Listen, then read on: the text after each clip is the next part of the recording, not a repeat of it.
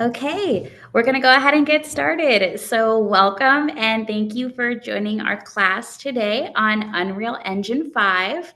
My name is Jessica, and I'm a library service rep with the Haggard Library with the Plano Public Library. And here in the room, I'm joined by my colleague. I am also Jessica, and I'm also a library services rep at the Plano Public Library. This isn't going to be confusing at all, guys. You get Jess and Jess today. And then online, we're also joined by Nova, who's available to help troubleshoot technical difficulties and who will be moderating with us as we go along. So before we begin, I just need to let you know some ground rules that we have set up for our program. Our virtual attendees will be muted and have their video blocked. During the program, you'll only see the instructor's screen.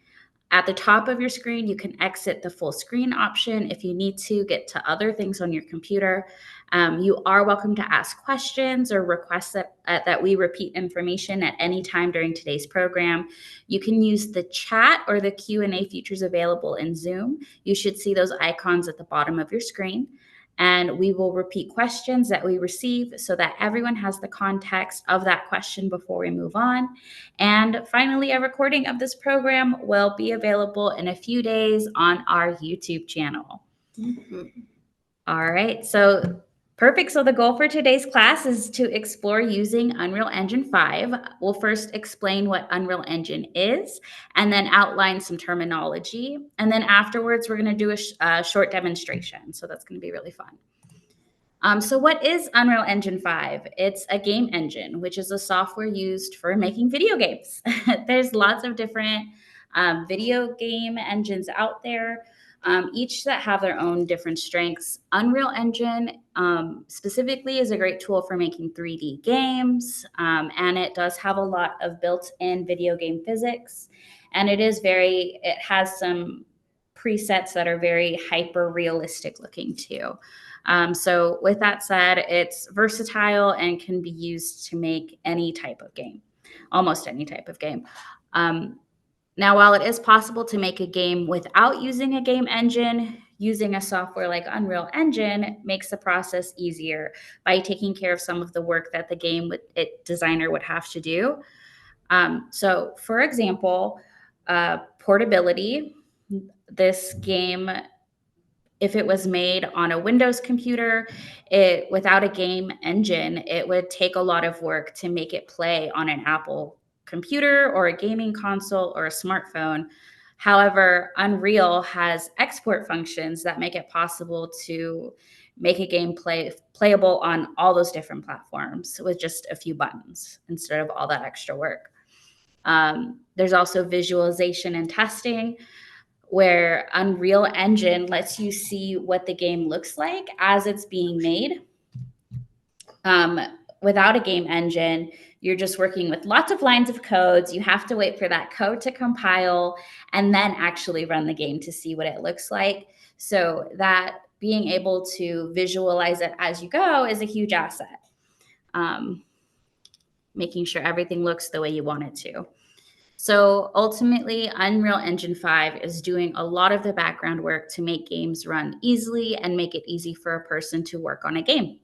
In particular, Unreal Engine 5 has built-in physics, which I've mentioned, and we will mention that again later on, which simulates real-world physics and is a very good built-in lighting system, which makes great choice for making 3D games that require that realistic gravity and overall realistic look.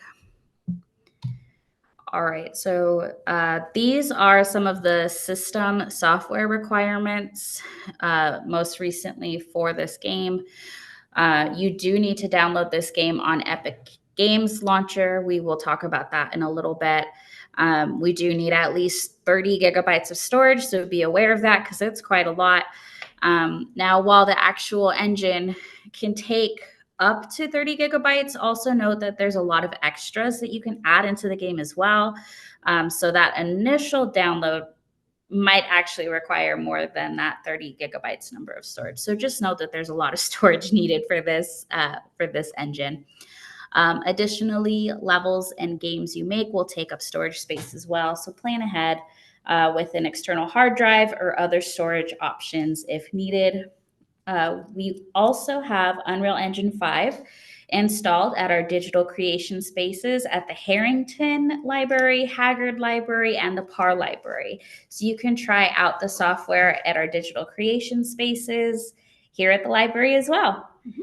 And then if you need to edit or create your own 3D models, there are 3D modeling softwares like Maya, Blender, or Tinkercad that you can use as well. Although Unreal does have a lot of several options for finding pre-made models, which we'll discuss later. Yes. And if you want to code, you will need a code editing software of choice. With using Unreal Engine, you do not need to code, which can be a benefit for some. So when we demonstrate some of the basics of Unreal Engine in our demo today, we'll be using Blueprints, which is Unreal's visual coding script. So we'll not be using any other software, but if you do prefer to code and get that extra bit of detail in, just know that you'll need that. All right, so why would you use Unreal Engine? What could you use this for?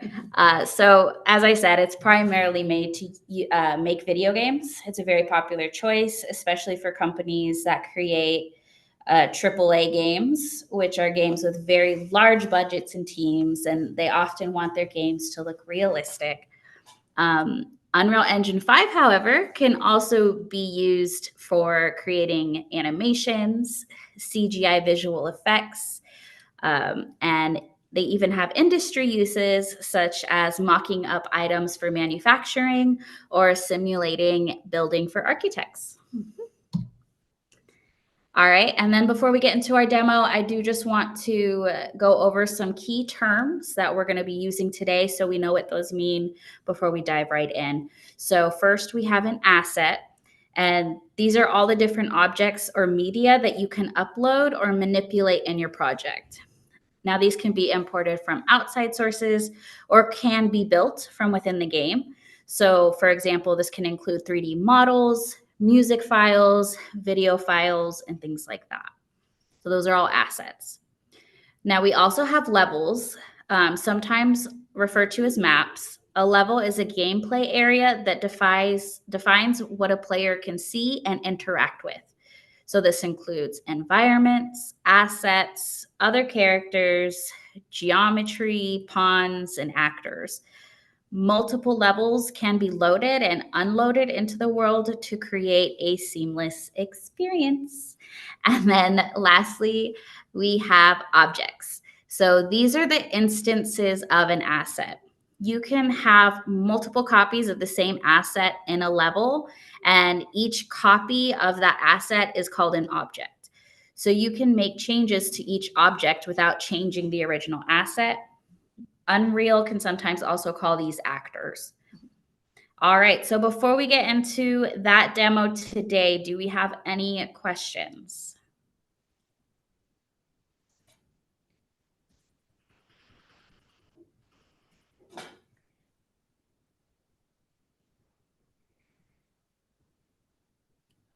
Doesn't look like it. It doesn't. So I'm going to go ahead and hand it over to Jess. She is going to do our demo, but please feel free to type in your questions into the chat as we go along. I'll be monitoring that and ask her along the way. So you could chat with us there. All right, Jess, here you go.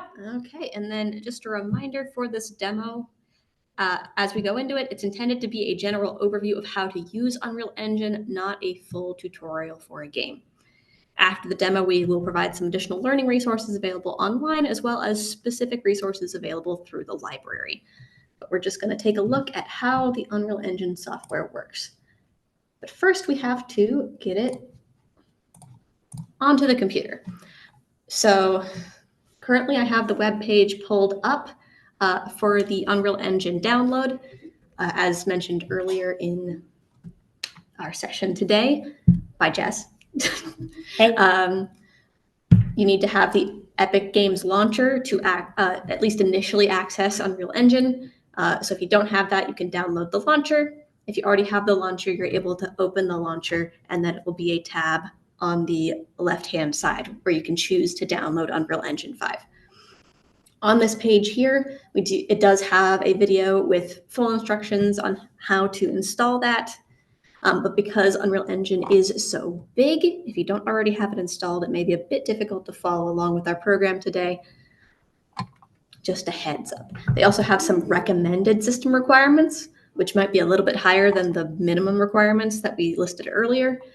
So it's a good idea to look at that and see if your computer will comfortably be able to run Unreal Engine 5.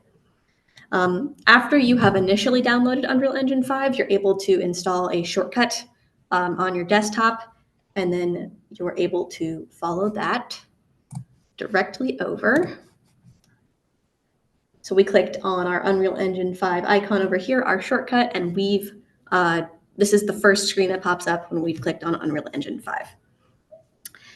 So now we're going to create a new Unreal Engine 5 project. For the purposes of this class, we want to make sure that the following settings are selected when creating a new project. As shown, I'm going to show you here, we want our third person template to be used. And then we want blueprints set. We also want to make sure the starter content box is checked. That has some default assets that we're able to manipulate later. Finally, you want to make sure that the save location for the project is where you would like your game engine to be. If you're using like an external drive, you may have to click on this folder and choose to put it in the drive, because by default, it usually tries to put it on the default drive. And then we name the project, and then we can hit create.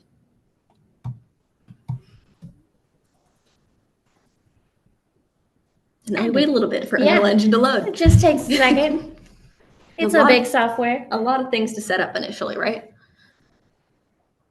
Okay.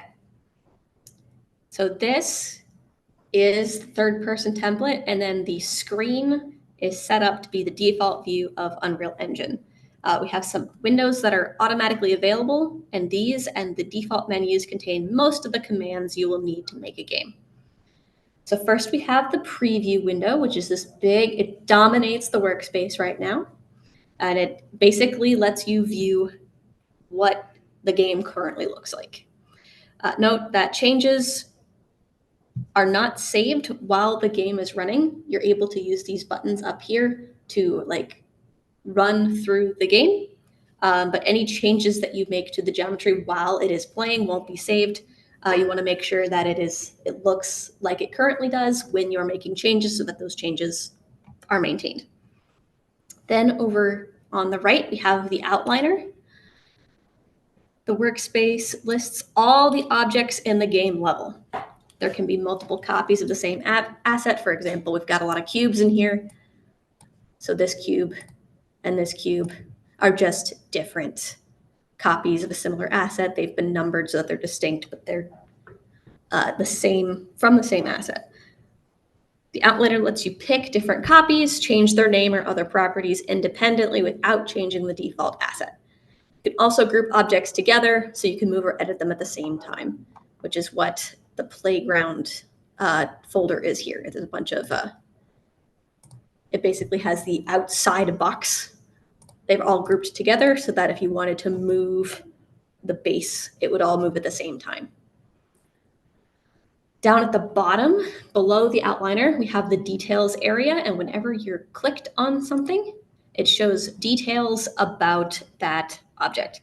It's blank when nothing is selected. So when we first clicked in, it was empty, but now it has stuff because we've clicked on this cube. When you click on a game object in the preview or in the outliner, because you can choose to do it in the outliner or by clicking in the workspace, you can see all those other details. Depending on what you've selected, different options will be available.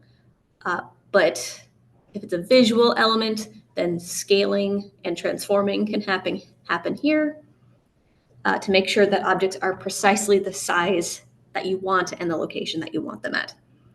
There is a way to scale without being that precise, and we'll show you that in just a bit. But we have one other thing we want to look at, and that's the content drawer. The content drawer is only displayed when it is selected, and it lists all the assets in the game, not just the level. This is also where you switch between levels. And the content drawer is available in the bottom left corner. So if we click on it, it brings a little pop-up, and it shows you all of the content that is in this game project so far. And because we have both the third person template and the starter content selected, there's a good amount of stuff in this folder. Okay, but clicked away from it so that, because first we're going to work on moving around in the workspace. So we have this view, but we need to be able to move around in it, because sometimes you just can't see from an angle and you need to move around. So you're able to use the mouse to look back and forth and side to side. So if you right click and move the mouse back and forth, you're able to pan the camera. And then if you hold Alt and to do the same back and forth motion, you will zoom. You can also zoom in and out using the scroll wheel on the mouse.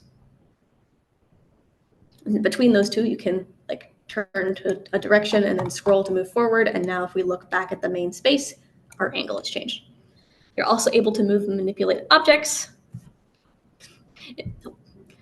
In the preview window, you'll notice these different icons in the top right of the screen. And we can use these different tools on the blue boxes to manipulate them. So first, this one right here, this first one is select tool. That just lets you click on the object you want to manipulate. This will highlight whatever you click in blue. So if we click on this blue box here, it's now outlined in orange to indicate we've selected it. And then also it jumped to the highlighted entry in the outliner is now the selected object. The next menu icon is the move. And that changed what is visible here on the cube. This is the way to move the object without using the transform. Now that we've got the move set up, we're able to grab an arrow and then we can just drag it along. And so the way the arrow is pointing indicates the axis that it would move along. So if we X, Y, and Z, so left, right, and up or down. We're also able to turn objects. So the next option here in this top menu is the select and rotate. If you click on that, the arrows go away and it turns into these little arched circles, arched parcel circles. And this lets us turn the items we have selected on either the X, Y, or Z axis. So if you click one of those planes and then you rotate it, it shows you the angle that you've rotated it at. And now that object has been rotated. One final thing that you can do with this short menu here is scale. So if you click on that, now instead of the arrows, now cubes. And then if you click on the center, it will make the whole thing bigger. Or if you just click on one of the axes, you can just make one length bigger, one dimension bigger. Might not be a cube anymore. Okay, now that we can move assets around, it's time to add some new stuff to this template. This template's kind of boring. There's not a lot in it right now. So we'll see what new things we can add. In the top left corner of the workspace, you'll notice this little box here with the plus, and this is where you're able to add new objects to your workspace. Once you click on this icon, it gives you several options for different types of objects you can add. The top part, get content, is for inserting pre-made assets like 3D models into the project. If you had existing models you wanted to use, you could import them using the Import Content tab. Quixel Bridge and Unreal Marketplace are both places that you can go find pre-existing 3D models and import them into the project. And then the content browser is very similar to the content drawer at the bottom, and it brings up that same menu. But the place we're going to actually insert some shapes and other objects is below that. So there are some default things that you can quickly add to Unreal Engine 5. Of the shapes, there's the cube, sphere, cylinder, cone, and plane. Most of them are pretty similar, so we're just going to focus on the cube as an example. So we insert this cube, and now we have a new cube in the project. This cube, by default, is going to float wherever it's inserted. Physics does not automatically affect the cube. They are fixed or static where they are placed in the game space. So if we test the game here, we're going to hit play. And now we are testing out this third-person game, and we inserted that white cube up there, and it's just floating there because physics does not automatically affect it, so it stays exactly where it was placed. You can hit escape to get out of that. I forgot that it changes the view. Zoom back out. Whee. Out.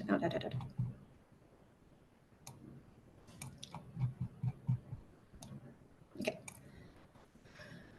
So if we want, by default, the cube is static. So over here, underneath the transform, we have mobility. By default, it's static. This object can't be changed while the game is running. A similar situation is stationary, which would let the object be changed, but it still can't move.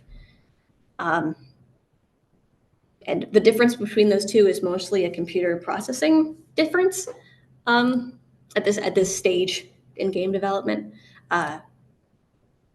But movable changes things because movable objects can be moved and changed in the game. So if you wanted to, say, have a moving platform, then you would be able to check movable on a cube, and then code can move that cube now. But it's still going to float in the air. Even though we've changed it to movable, that does not turn physics on. To turn physics on, you have to hit simulate physics down here in the physics box. Okay. So now we have this cube that has physics applied. We'll insert another cube that's just the basic cube. There's another cube. Put that over there. So now we have two cubes, and we'll run the game and we'll see how they're different. So we have one cube that has fallen down and one cube that's still floating in the air because the one that's floating is still static, while the other one is movable and has physics applied. You cannot have a static object that also has physics applied. It will automatically change it to movable. Zoom out. Okay. Planes are a little different from the other shapes. Planes are perfectly flat and are only visible from one direction. You could use them as moving platforms, but it's a little weird to not be able to see the platform from the bottom. So if we insert a plane here, and that's static by default, if we play our game one more time and we look up, even though there was a plane added there, we can't see it because we're below it. Okay. So planes are usually best used for the absolute floor of a level and border walls. They're only seen from the one direction anyway. They are interactable from their invisible side, so you could set one up as an invisible wall, but you probably wouldn't need to apply physics to it because then it will just fall down and not be useful for the ways that you typically use planes. Okay. Other thing, next we're going to look at materials. These cubes, especially the ones we added in, they're pretty boring, right? They're just plain color blocks. Blue, blah. So if we wanted to change the look of the box, we can use materials. Some materials are included in the starter content. They are basically textures or colors that can be applied to any 3D model in the game. So you can look at them by opening up the content drawer, and then we go into starter content and then materials. And they've given us a bunch of little simulated circles which have that. Okay, and then we're able to apply these materials in two different ways. They can be drag and dropped onto the object in the viewer. And so we'll make this cube cobblestone. And now it's a cobblestone cube. Looks like Minecraft. But then also over here on the side here, we have the plane selected. We don't need this plane, we want one of these cubes. Let's change this blue cube.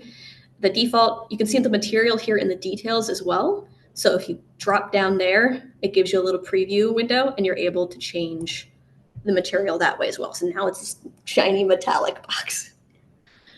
So those are two ways you can apply materials to help give some variety to your level.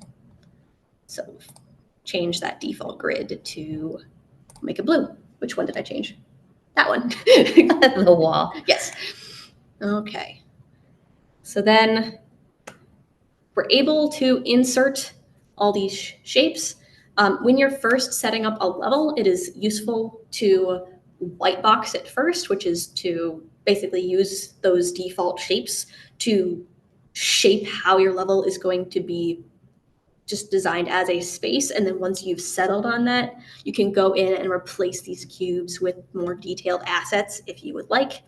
That can sometimes save some time because if you go in immediately putting in like a ton of trees and foliage and then you decide later, oh, that doesn't work for this spot here, then you have to go and undo work and redo work. If you white box it first, you get the shape of the level beforehand. But the other thing that makes it look like a level other than adding assets is lighting. All levels have to have some kind of lighting or your game is just going to be pitch black. There's several types of lighting and they all have slightly different uses. There are a few options under the insert content menu where we inserted the shapes. Lights is just above it. And there's a couple of options here. But we're not going to insert anything yet because the first light we're going to talk about, the directional light, is in the template by default. Where is the directional light? Directional light. So under the lighting folder in this default template is the directional light. So we've clicked on it. I can't see it. Where is it? It's behind us. It's been hiding the whole time. So in a third-person template, there is already directional light by default. You basically only need to have one in a level, and if you accidentally delete it, that would be one of the few reasons you would need to insert it. Also, if you insert a level completely from scratch, you'd have to insert it as well. It is one of the ones available under that drop-down menu. The light it casts affects the whole level in the same way. As a result, moving it does nothing. I'm set to move objects. If I slide this light to the right, absolutely nothing changes in the level. The level is lit exactly the same way because it's affecting everything. It's only over here because it's convenient to chuck all these lights out of the way so you can work on the rest of it. However, if you rotate it, that does change things because that affects the angle of the light. So you're able to adjust shadows. If you can see that preview there in the bottom. But if you change that angle, Skybox automatically adjusts, and now the shadows are way deeper than they were before. If you rotate it too far, then the level just becomes pitch black. There's no sun. Okay.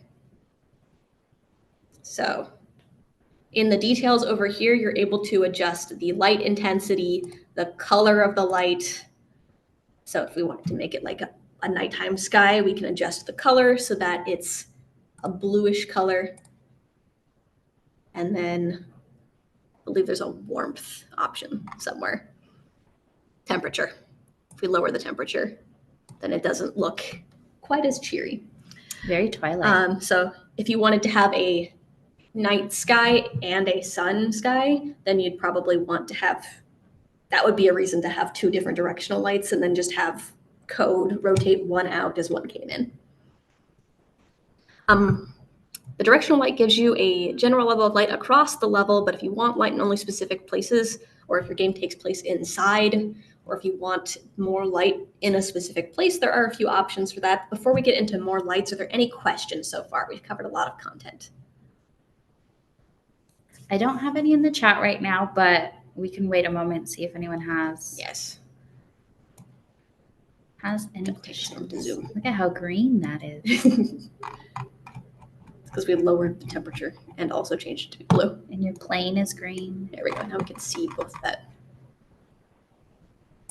Okay. adjust. I'm going to make it dark again so we can see all the other lights. All right, well, I don't have any questions in the chat, so we'll keep going, but All please right. throw your questions in. Yes.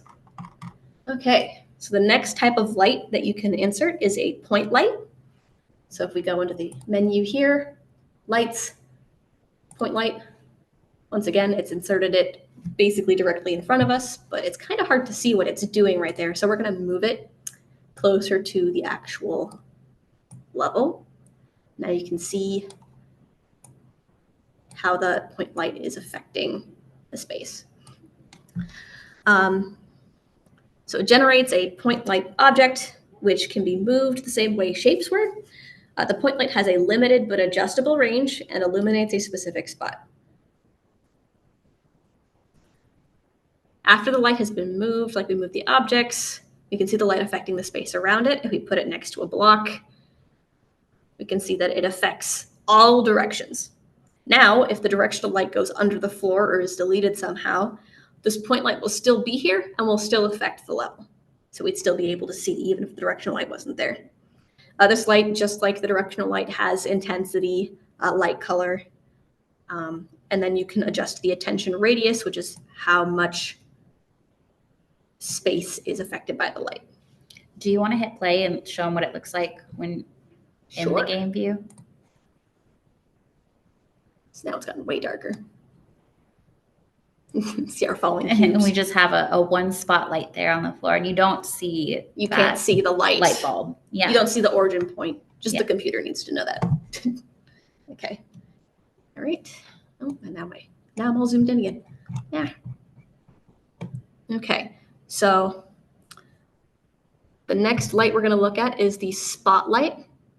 It is similar to the point light, but it's restricted, like somebody stuck a cone over the point light. If we insert one, lights, spot, that was not spotlight. I accidentally did the rectangle one. We'll do that again. Lights, spotlight. Up, please. There we go.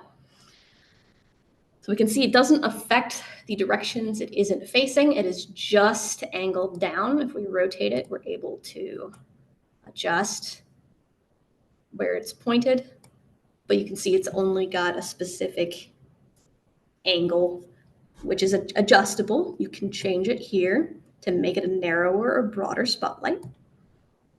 And again, light and intensity can all be adjusted as well. And then I accidentally inserted this rect light earlier from the same menu. We're going to bring that up as well.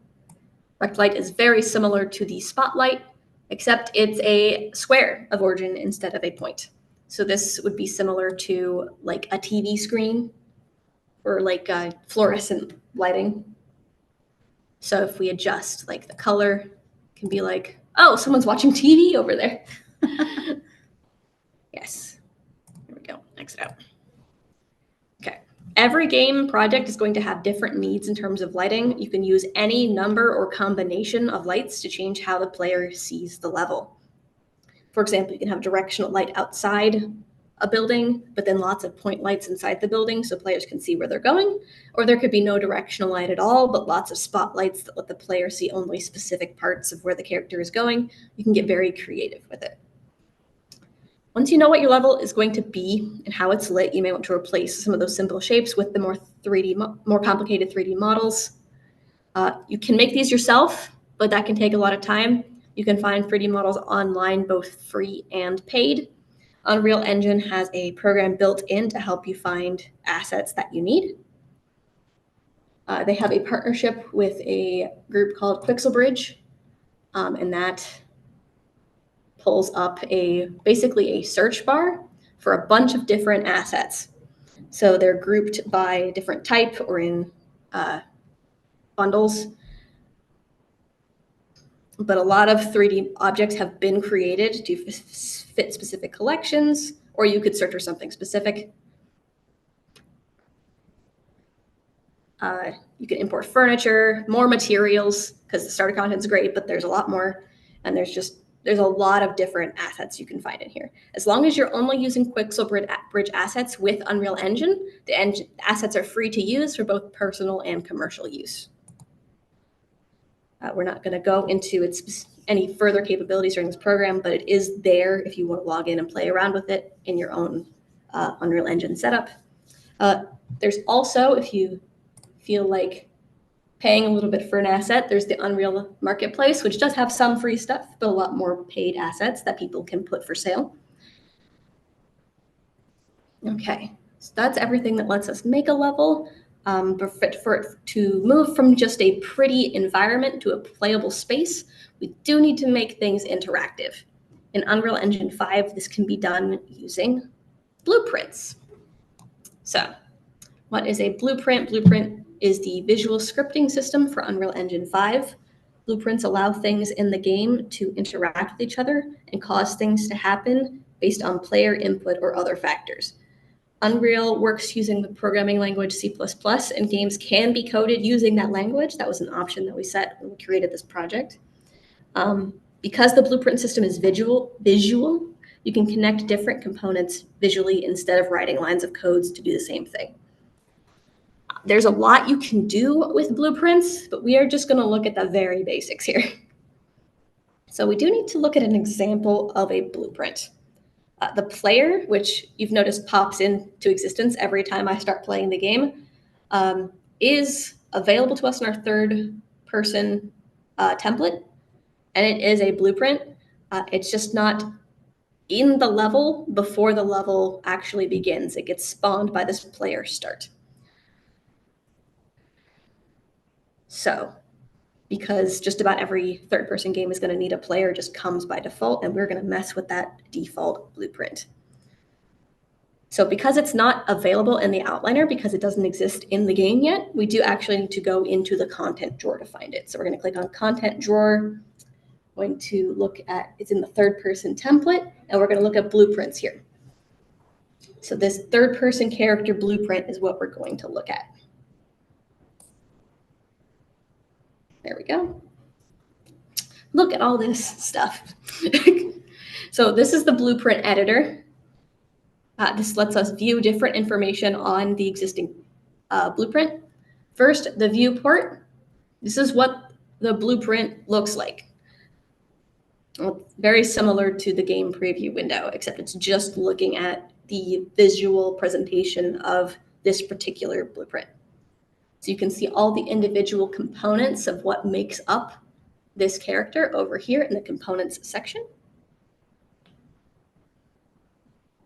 Okay, and then we have the event and a bunch of different details on that visual stuff on the right here. The event graph is the stuff that actually looks like coding. It's a different tab within the blueprint menu. It shows all the instructions that tell the blueprint what to do, depicted in these little boxes on the screen.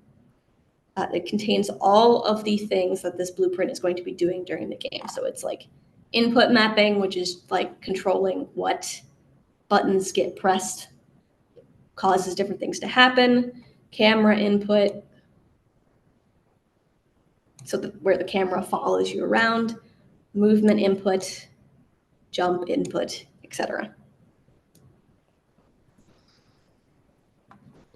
Okay. Over here, we have a compile button. If you're messing with the blueprints, you'll be using this quite a bit because the compile button checks for mistakes in the event graph portion of the blueprint. If something can't compile, then the blueprint won't work at all before it's fixed. If you leave a blueprint broken, it could cause issues when the game runs, up to and including crashing the game. Hitting compile before you save is a check to make sure that the code the blueprint represents is at least understandable to the computer. Just because something compiles doesn't mean that it will do what you're trying to do. It still could be completely not what you want, but it won't break the game. If you actually want to save the blueprint, we have this floppy over here, which lets you save just the blueprint file. There's also this construction tab, which some blueprint aspects only need to be done once when either that asset appears on the screen or when the game starts. And the construction bit is just for commands that happen without player input and then only need to happen once. It's a setup. So the player doesn't need a setup thing because it doesn't exist when the game starts, but that exists for the blueprints that need it. Okay.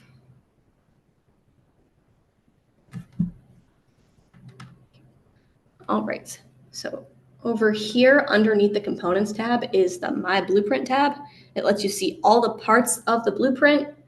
So if you accidentally close out of the event graph, you're able to like re-pull it up from here. But to change what the player actually does, we're going to click on this third-person character self in the Components section. And then on the details, we can change things in the details to change how the player character works. So if we scroll down, eventually we're going to get to player movement, and we can change how the player moves. Lighting, animation. There's so many player settings. There are so many. This is one of the more complicated things. That's why they give you a example. Player movement general settings. You can change how gravity affects you. You can change how fast you're able to speed up. Let's see. So we'll increase max acceleration just for fun. And then this like controls how steep of a floor the player can walk up. Because you know, like on some games where you like try to walk up a mountain and it reaches a point where it just won't let you, or it switches to like a climbing animation. That helps determine that. Maximum walking speed. What should the maximum walking speed be? I don't know. We'll make that real fast to accommodate for the fact that we made the acceleration real fast. How about that? Okay. Okay, and then we'll compile it. All looks good. We'll save it, and then we'll close out, and then we'll hit play, and we'll see how that changes the character. So before, that looks cool. All right, so this is about normal walking speed. We've only adjusted the max and then the max acceleration. But now if we like hold down the walk in a specific direction, whee, you can really speed up. We've taken the brakes off our character. Okay. All right. So you can mess around a lot with the existing player model, and you're also able to create your own blueprints that allow you to make your own game without worrying about a template. Can we see how it looks when you like change his arm or her arm to be blue? Okay, let's see. Go back to the blueprint. Did I minimize you? No, I did not. I don't think. That's not what I need. So go back to the content drawer, back to third player character. So that would be a visual aspect of the blueprint. So we go over here to materials. It looks like there's two different materials controlling different parts of this character. We'll change. You could do blue. Make it wood. Oh yeah, a wood arm. Oh. Or a wooden leg. There we go. It took a second to load. Wooden body parts. Wooden body part. Let's see, there was more wood. Let's make more wood. Oak. We've turned it from a sci-fi game to like a fantasy game. It's like a Woody. I don't think it's Woody, but all right, and then we save.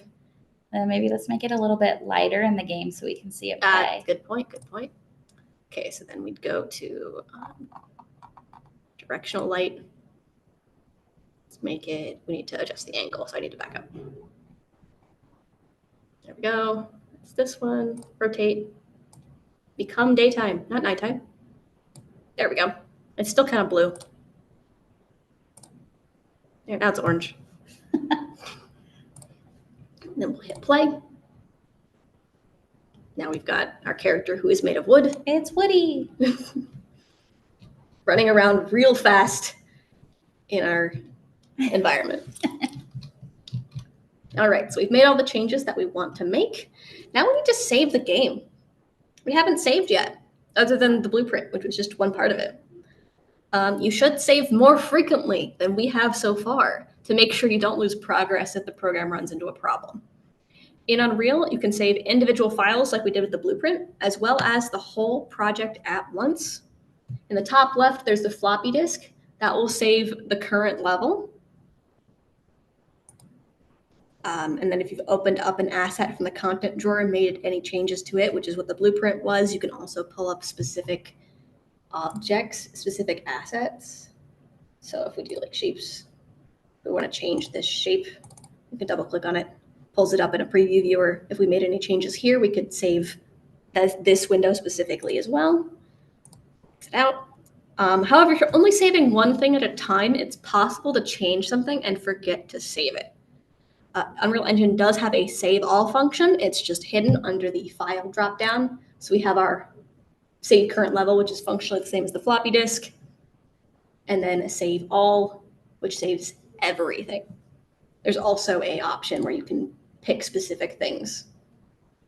It'll give you like a list. Okay. So once we finish the game, we're able to export it. Under the platforms here, you're able to hit a drop down. Once you've, so because there's a bunch of different platforms you can export to, I'm sure there are existing guides for breaking it down, but you're able to go into, so we wouldn't want the project settings for our finished version. We'd want a shipped version. Go to platforms again, package project, nope. Packaging settings, and there's a number of places that you need to change it from development to shipping so that you're delivering a final version of the game that people can't go in and change. But once you're done, you're able to go into your specific build type, and then I believe package project, nope, okay.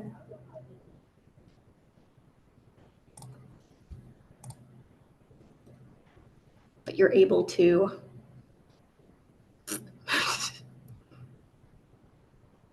shipping.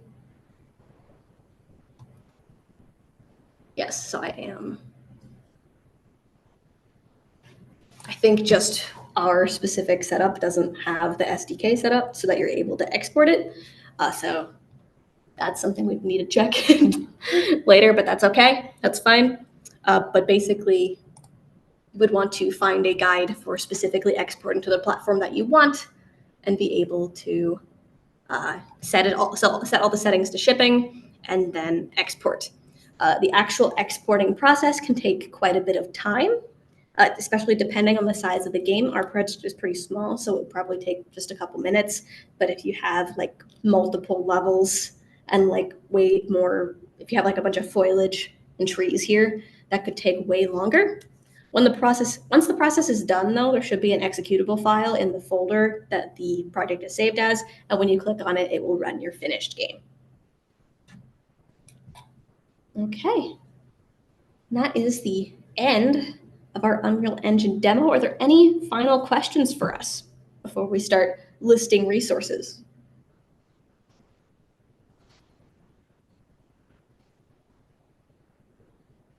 How did you learn how to use Unreal Engine 5? So I did use it for a school project, but when I was using it, I literally just went on YouTube and was like, how do I use Unreal Engine? I think 4 at the time. And so there's a lot of different places you can find tutorials on how to use Unreal Engine. We're gonna real quick go back to our PowerPoint. Is that from here? No, okay, we're gonna click through real quick. One more, there we go. So some resources, because this is the end of the demo. So some resources that you have access to through the library. Udemy is an online learning platform that has a whole bunch of videos for learning different software. And they do have a complete beginner's course for Unreal Engine 5. And different courses work differently, but some have like files you can download to follow along, and other like worksheets sometimes, things like that. It doesn't just have Unreal Engine 5 stuff. Udemy has a ton of different software that it works with, but it does have stuff for learning more game development. Similar to Udemy, LinkedIn Learning is also an online learning platform that you have access through the library. And they have a number of classes as well on Unreal Engine 5. And both of those are available for free with your Plano library card. For 3D modeling, Udemy and LinkedIn Learning also have classes for Blender, Tinkercad, or Maya Autodesk. Blender and Tinkercad are both free. Maya Autodesk is a paid software, but it can be, if you work in a big studio, they may use it.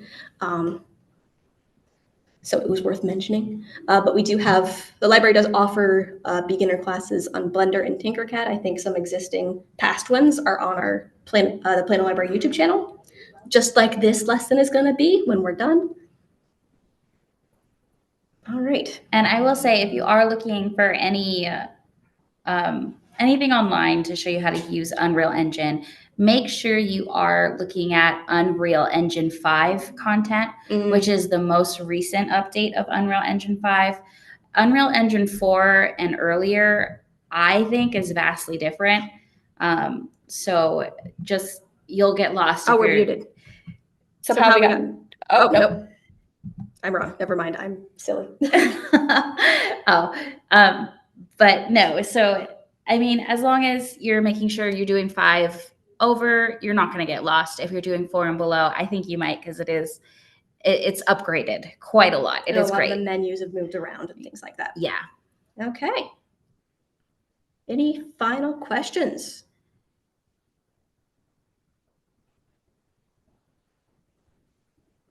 Doesn't look like it. Well, thank you, Jess. I had a great time today learning Unreal Engine 5. Okay. All right, and then we're just going to keep this meeting up just a little bit longer so that people have time to exit out as they need. But we're all done today, guys. Thank you guys for coming.